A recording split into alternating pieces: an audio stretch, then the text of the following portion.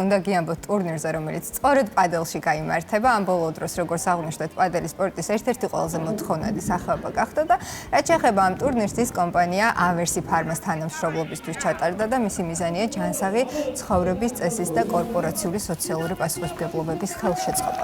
შეჯიბრებაში გამარჯვებულებმა სპეციალური საჩუქრებიც მიიღეს. ღონისძიების ორგანიზატორები ავერსი ფარმა და ბრენდ QNT არიან სპორტული დანამატების ბელგიური ბრენდია, რომელიც 1988 წელს დაარსდა და დღეს მსოფლიოს 55-ზე მეტ ქვეყანაშია წარმოდგენილი.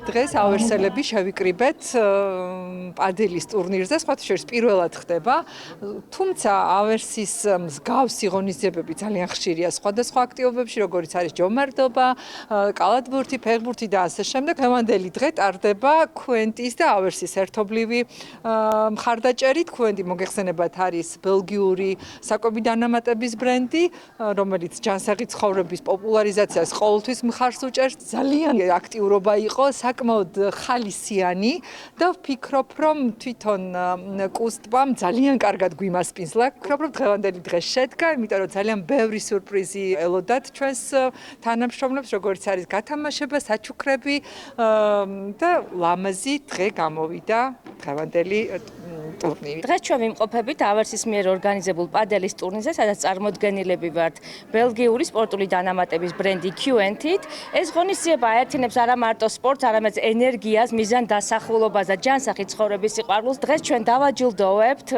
გამარჯვებულებს, იმ ადამიანებს, რომლებმაც თავიანთი მიზანდასახულობით, მონდომებით და ძალისხმევით მოიპოვეს გამარჯვება, თუმცა თითოეული მონაწილე უკვე გამარჯვებულია, რადგან გადადგეს ნაბიჯი აქტიური ცხოვრებისკენ.